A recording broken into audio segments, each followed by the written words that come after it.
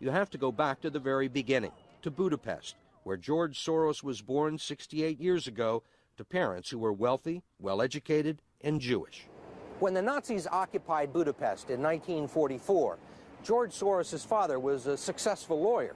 He lived on an island in the Danube and liked to commute to work in a rowboat. But knowing there were problems ahead for the Jews, he decided to split his family up. He bought them forged papers, and he bribed a government official to take 14-year-old George Soros in and swear that he was his Christian godson. But survival carried a heavy price tag. While hundreds of thousands of Hungarian Jews were being shipped off to the death camps, George Soros accompanied his phony godfather on his appointed rounds, confiscating property from the Jews.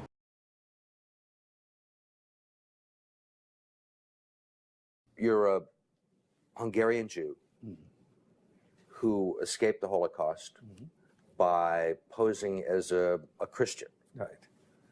And you watched lots of people get shipped off to the death camps. Right. I was 14 years old. And I would say that that's when my character was made. In what way?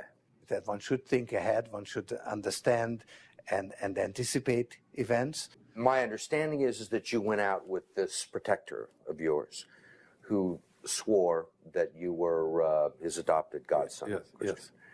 Went out, in fact, and helped in the confiscation of property from the Jews. That's right. Yes. I mean, that sounds like an experience that would send lots of people to the psychiatric couch for many, many years. Was it difficult? Not at all. Not at all. No feeling of guilt? No. For example, that I'm Jewish, and here I am watching these people go, I could just as easily be there, I should be there, none of that. Well, of course, I could be on the other side, or I could be the one from whom the thing is being taken away. But there was no sense that I shouldn't be there, because that was, well, actually, funny way, it's just like in markets, that if I weren't there, of course I wasn't doing it, but somebody else would be taking it away anyhow. The property was being taken away. So I had no role in taking away that property.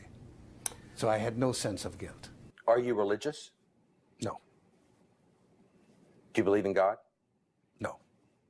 Soros told us he believes God was created by man, not the other way around, which may be why he thinks he can smooth out the world's imperfections.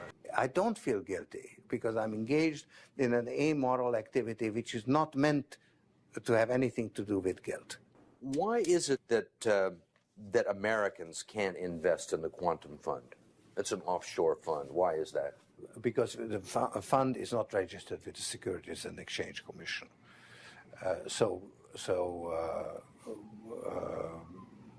We are not licensed to do business in the United States. That's right. Because? Because we are not registered with the Securities and Exchange Commission. Because we find it more convenient to operate without it. So in some ways it's to escape regulation? Yeah, that's right. But you've been sitting here talking about the need for regulation. Yes, and whatever regulations are imposed, we will obey.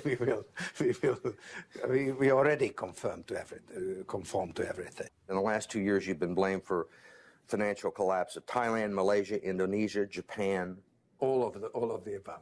All of the above. Yeah. I am basically there to make money. I cannot and do not look at the social consequences of what I do. I mean, you can.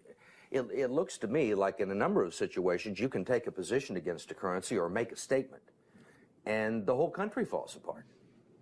Well, it's a tremendous sense of responsibility, actually. I am actually trying to do the right thing, and sometimes what I do has an unintended negative consequence, as it did in Russia.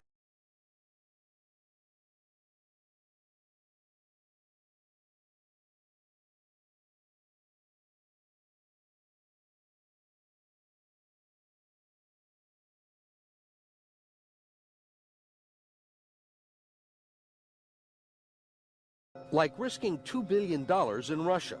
When the Russian market began falling apart in August, Soros was the country's single largest investor.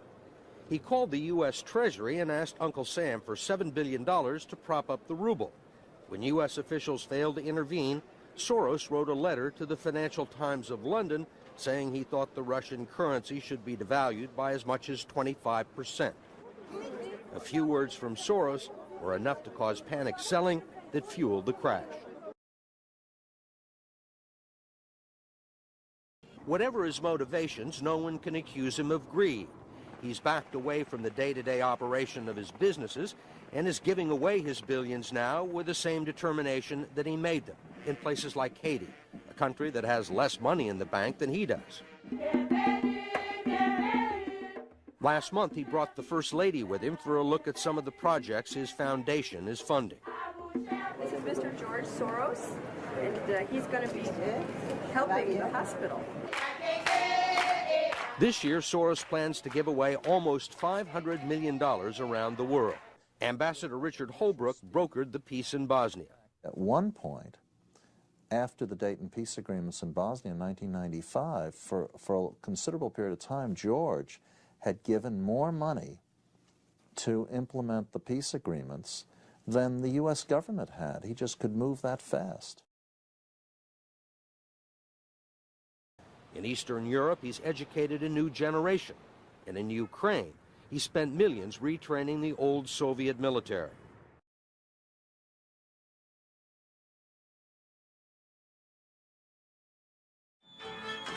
When we went with him to Ukraine, he was treated like a visiting head of state and was received by the president. Then he was received by the prime minister and finally the central bank. 20% in cash. They even allowed him to look at the books and asked him for advice. Lots of people want George Soros's advice. Most recently, South African President Nelson Mandela. Actually, President Mandela asked me, how could South Africa protect itself against speculators like you? If the beneficiaries of Soros's billions do not understand the intricacies of SEC rules and offshore hedge funds, they do understand what he's done for them. The president of Haiti is reading his new book, The Crisis of Global Capitalism, and so is President Clinton.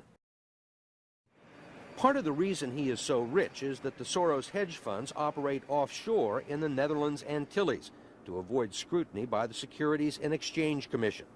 So even while Soros tells Congress and the Treasury that hedge funds must be regulated to stop the global crisis, he's avoiding the rules. The Prime Minister of Malaysia said that the region spent 40 years trying to build up its economy, and along comes a moron like Soros with a lot of money, and it's all over. He called you a criminal. It's easier for him to blame an outside force than to admit that they were mismanaging their economy and their currency. The French finance minister talked about hanging speculators from lampposts. This man is a carnivore of the first order. Jim Grant is the editor of Grant's Interest Rate Observer and one of Wall Street's most respected analysts. He never tires of watching Soros, in part because of the huge bets he's willing to place on his hunches. He has always amazed the people he's worked with at his audacity and his willingness to back up his commitments with enormous sums of money. It causes the blood to drain from ordinary mortals' faces.